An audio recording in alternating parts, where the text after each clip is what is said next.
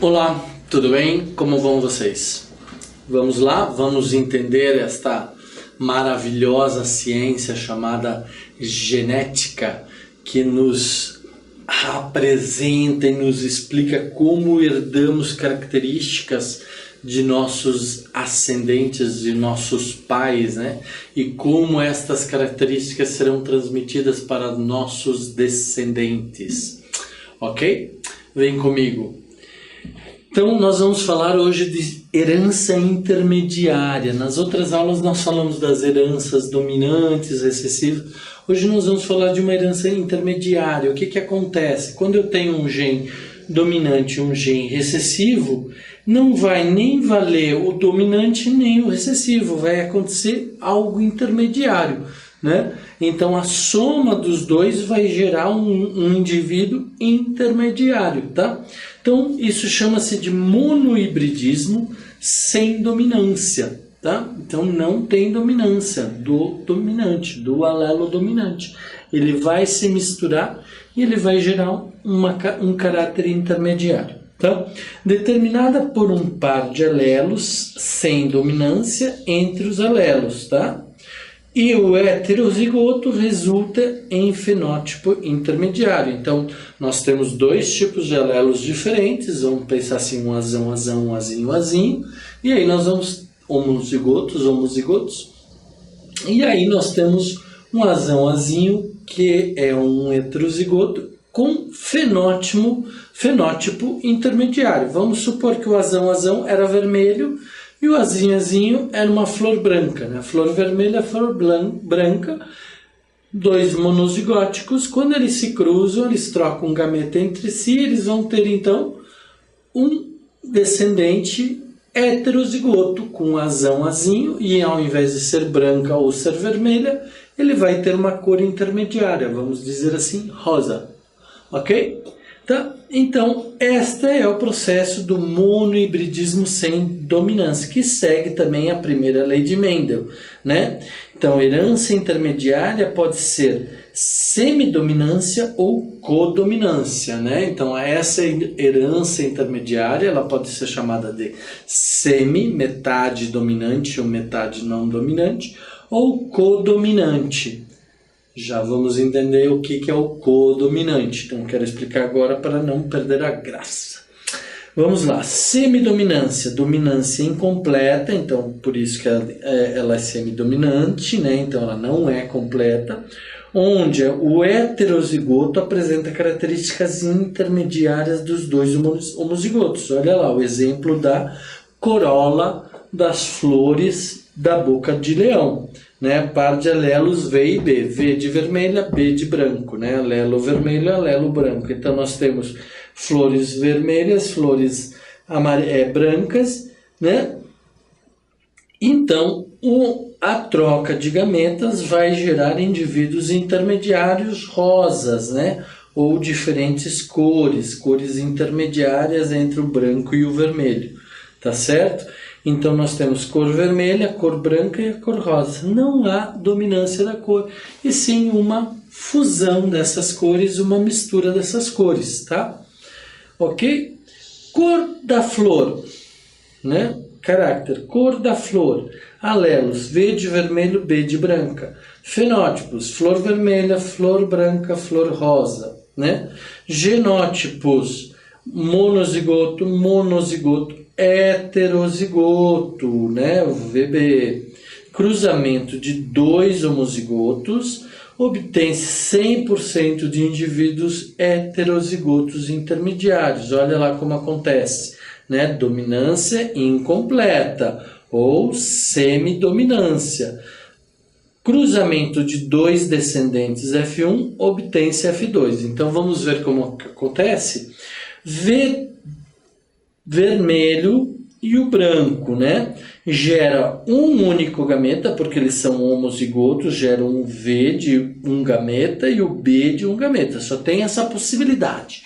Não pode gerar um Bzinho se ele é um monozigoto para Bzão, né? Não pode gerar um Vzinho se ele é monozigoto para um Vzão, tá? Então ele só tem essas possibilidades. E o descendente dele só vai ter como possibilidade gerar um heterozigoto, VB. E isso vai ser 100%, não tem outra possibilidade, tá? Porque eles são dois monozigotos, vão gerar só um gameta. E esse gameta vai se cruzar. E olha aqui o que acontece. Nós tínhamos então um vermelho e um branco. Agora nós temos um cor-de-rosa. Ah, não é mais nem vermelho nem branco. Não, por isso é semidominante, né? É intermediário. E aí nós vamos pegar então dois seres cor-de-rosa agora e vamos cruzá-los. Vamos ver o que acontece. Um ser masculino e um ser feminino. Esse VB, que é heterozigoto, ele vai gerar um gameta V e um gameta B, né? Porque ele é heterozigoto. Então tá aqui.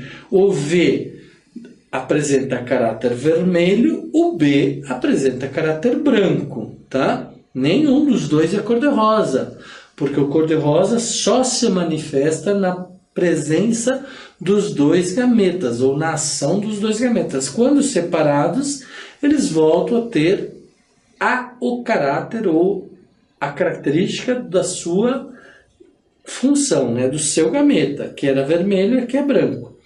E o outro também vai gerar um gameta V e um gameta B, né? E aí agora vão haver os cruzamentos entre esses quatro gametas. E aí vocês já sabem, né? Gameta V, gameta B vai gerar o V, que vai se unir com o V de cá, e vai gerar o quê? Vai gerar um V de vermelho, né? Um V 100% homozigoto. Agora, este V pode se unir com este B? Não, porque eles vêm do mesmo pai. Então, lembra aquela questão das fitas que se abre? Uma fita está aqui, outra fita está aqui. Eles não voltam a se cruzar, ela vai se cruzar com a fita que vem da mãe. Então, as fitas que vêm da mãe ou pode ser V ou pode ser B. Então, esse V vai se cruzar com a fita V e vai gerar um monozigoto, ou vai se cruzar com a fita B e vai gerar um heterozigoto. Que cor? Cor de rosa, né? O B vai se cruzar com o V, né? Tá? E vai gerar um heterozigoto, novamente cor de rosa, ou vai se cruzar com o outro B, aqui estão os dois Bs, né? E vai dar 100% homozigoto quando é BB, né? Quando é um B. Então, 25% homozigoto branco, 25% homozigoto vermelho e 50% homozigoto cor-de-rosa, né? Porque são homozigotos. Lembra lá que tinha dominância, que a gente falava da ervilha rugosa, ervilha lisa? Então, toda vez que tinha o alelo azão, se caracterizava a dominância do caráter da ervilha verde, né? da ervilha lisa, né? Quando não houvesse, ela seria rugosa. Neste caso, existe uma geração de um indivíduo de cor intermediária, tá? Então, não é nem do pai, nem da mãe, tá? Para isso também, o cruzamento de dois heterozigotos no monohibridismo sem dominância gera a proporção fenotípica 1:2:1. Então, isso aqui vocês devem memorizar. Cruzamento de dois heterozigotos monohíbridos sem dominância gera a proporção genotípica 1:2:1 e fenotípica 1:2:1. Então, daí 1:2:1 e 1:2:1, né? Tá? Genotípica e fenotípica. Perfeito? Vamos ver aqui agora então, até aqui nós tínhamos o dominância incompleta ou semidominância. Olha outros exemplos aqui. Cabelo crespo, liso e ondulado. Então, se o seu pai tem cabelo crespo e a sua mãe tem cabelo liso, não vai nascer filhos 100% com cabelo crespo ou 100% com cabelo liso. Vai nascer filhos com cabelo crespo, filhos com cabelo liso e filhos com cabelo ondulado, que seria o caráter intermediário entre o crespo e o liso, tá? Rabanete longo, redonda, rabanete de forma longa, redonda ou oval, vai surgir o intermediário oval, nem longa nem redonda, né? Então são exemplos de heranças sem dominância, né? Ou heranças de dominância incompleta, tá? Ok? Memorizar. E agora nós vamos falar da codominância que eu falei para vocês. Então, este processo, né? Comecei a aula aqui. Este processo de herança intermediária, ele pode ter a semidominância ou a codominância. Então, semidominância surgem seres intermediários, né? Tá? Com a codominância surge, na verdade, uma manifestação dos dois, uma mescla dos dois. Não necessariamente surge uma nova cor, mas surge uma mescla dessas cores. Então, a herança determinada, né? Herança determinada por par de alelos, em que ambos condicionam o fenótipo do heterozigoto e apresenta a característica dos dois homozigotos. Então, vai apresentar característica do homozigoto vermelho e do homozigoto branco. Vamos pegar o exemplo aqui do boi chamado Shorthorn. Shorthorn significa chifre pequeno, né? Então, este boi, ou ele é vermelho, ou ele é branco, né? Vermelho monozigótico, branco monozigótico. Quando eu cruzo um vermelho com branco, então eu volto lá, eu posso ter 25% do monozigoto, 25% do outro monozigoto, mas os heterozigotos não vão ter uma cor intermediária do tipo marrom, cor de rosa. Não, eles vão ser, olha lá, mesclados, né? Eles vão ter uma pelagem malhada, né? Chamada ruana, vermelha ou branca, ou ruana ou malhada. Então eles vão ter uma manifestação das duas cores, né? Isso acontece muito com cachorro, isso acontece muito com gato, né? Isso acontece muito com os animais, né? Essa cor da pele dos animais, essa mistura das peles, né? Não surge uma pele intermediária, mas surge uma mescla, né? Então aqui o mesmo exemplo do anterior, né? Então dois descendentes F1 obtém-se F2. F2 está aqui com os seres intermediários, com uma mescla, com uma pele malhada, né? Então, nós tínhamos lá o boi vermelho, o boi branco, né? Gerou um gameta vermelho, um gameta branco, e como F1 ou geração F1, nós temos então um boi malhado, né? Com as duas cores.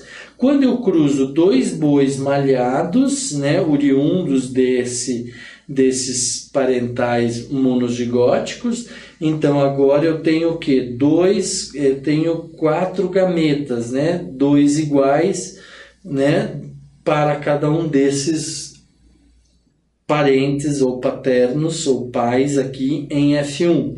O que vai acontecer? Exatamente o que aconteceu o outro. Vem um gameta do pai, vem um gameta da mãe e gera um monozigoto para a cor vermelha.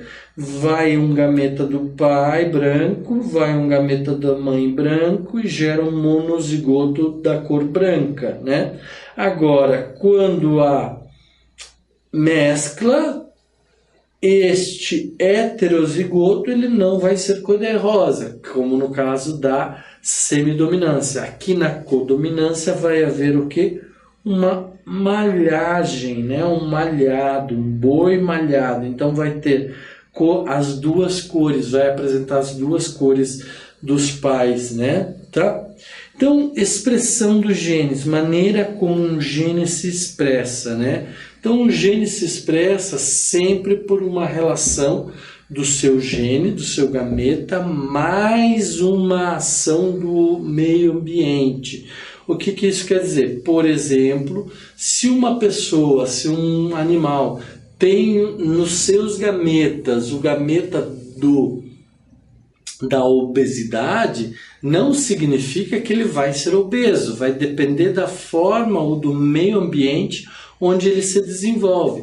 Se for num meio ambiente onde ele tem muita abundância, tem descontrole alimentar, come muita gordura, come muita porcaria, é óbvio que ele vai desenvolver aquele gene de obesidade. Às vezes também pode ser por algum fator emocional, um fator psicológico, então ele vai desenvolver o gene da obesidade.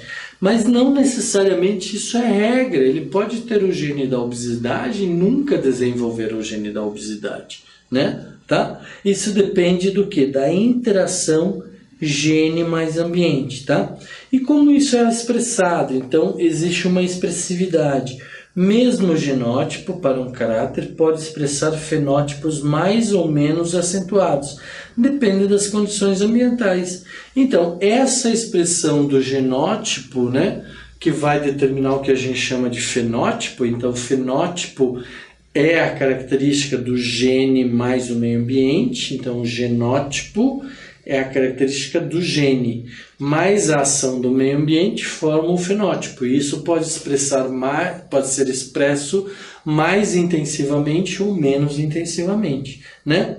Então, por exemplo, expressão dos genes. Vamos falar do gene da polidatia, né? Às vezes você pode ter o gene da polidatia, que são dedos adicionais nas mãos e pés. Sim, dedos adicionais nas mãos e pés, né? Então, a presença do gene não define a ocorrência do caráter, é isso. Então, muitas vezes são fatores N, por exemplo, a ingestão daqueles que a gente falou lá nas aulas de ecologia, né? Daqueles produtos, metais pesados, químicos, a ingestão ou acúmulo desses agentes poluentes não biodegradáveis no nosso organismo podem desencadear, né? Então tem os radiativos, né? Podem desencadear sequelas, podem desencadear problemas. Então, se você tiver o gene associado ao ambiente nocivo, por exemplo, uma radiação, né? Pode ser uma radiação até do micro-ondas, da televisão, do seu celular. Então, por isso, não durmam com o seu celular no travesseiro. Coloquem debaixo da cama, se precisam ter ele do lado da sua cama para despertador, para acordar de manhã cedo, mas não coloquem no seu travesseiro, porque pode causar esse excesso de radiação na nossa vida. É a radiação da TV, é a radiação do celular que está com a gente 24 horas, é a radiação do telefone, é a radiação do micro-ondas, é a radiação dos cabos elétricos de alta tensão, a energia por todo o tempo. Ou seja, nós estamos constantemente recebendo radiações. Essas radiações podem se acumular no nosso organismo e gerar alguma sequela, né? Não tem, a gente não pode prever. Olha aqui, 3, 6, 8 dedos. 3, 6, 8 dedos, né? Um pé com 8 dedos, uma mão com 6 dedos, então ele teve um dedo a mais. Isso é um gene da polidactilia, tá? Isso pode se manifestar de acordo com a presença do gene mais o meio ambiente, né?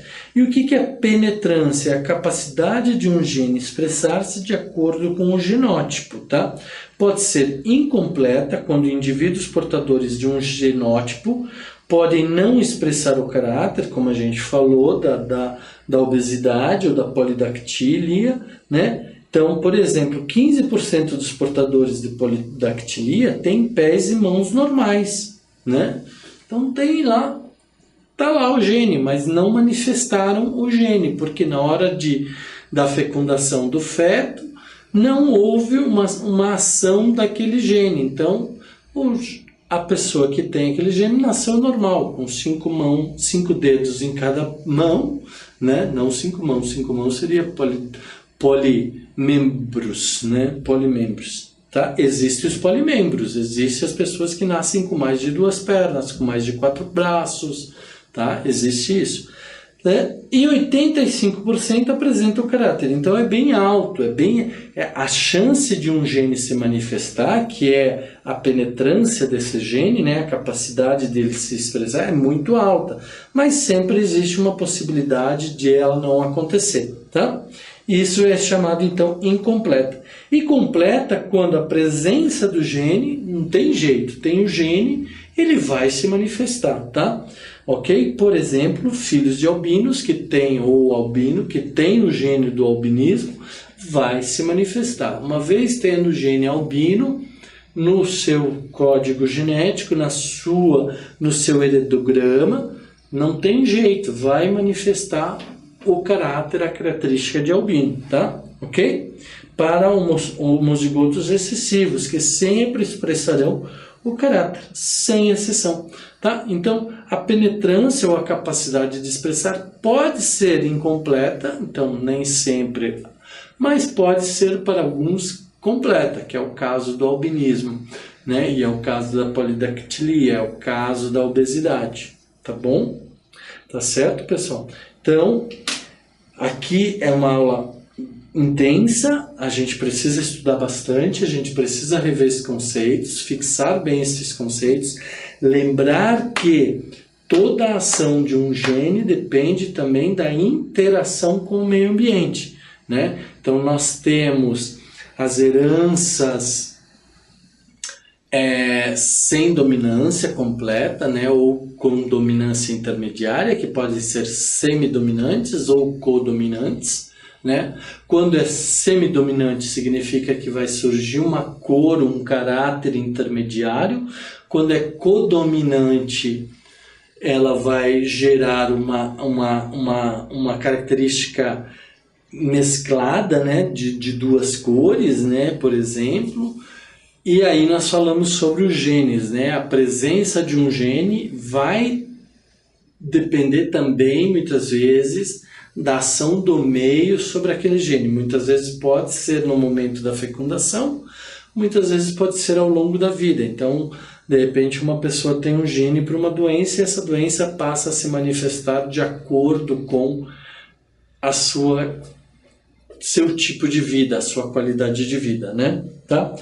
E aí nós falamos então sobre os genes, né, e como eles se expressam nessa interação com o meio ambiente, né? Então, e também pela penetrância ou pela capacidade de expressão desse gene, que pode ser incompleta, exemplo da obesidade, da polidactilia, e completa, que é o exemplo dos albinos. Então, infelizmente, né, ou felizmente, a gente não pode dizer que é de todo mal, é simplesmente um caráter, né? O albino não tem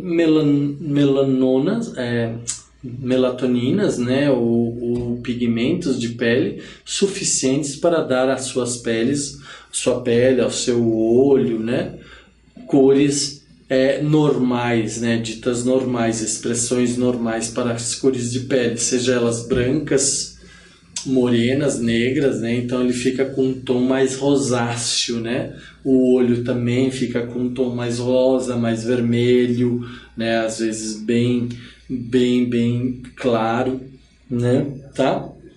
Isso então deve-se ao poder de penetrância ou da expressão do gene no organismo. Ok, pessoal? Então por hoje a nossa aula aqui, terminamos aqui, revejam, lembrem, para frente e para trás, para os lados, leiam, revejam, assistam vídeos.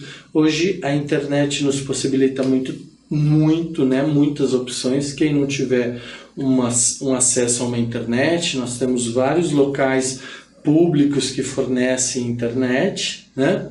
Então que vocês podem acessar estes locais e produzir ou buscar informações para fixar estes conteúdos.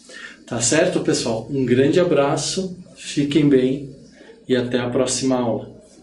Tchau, tchau.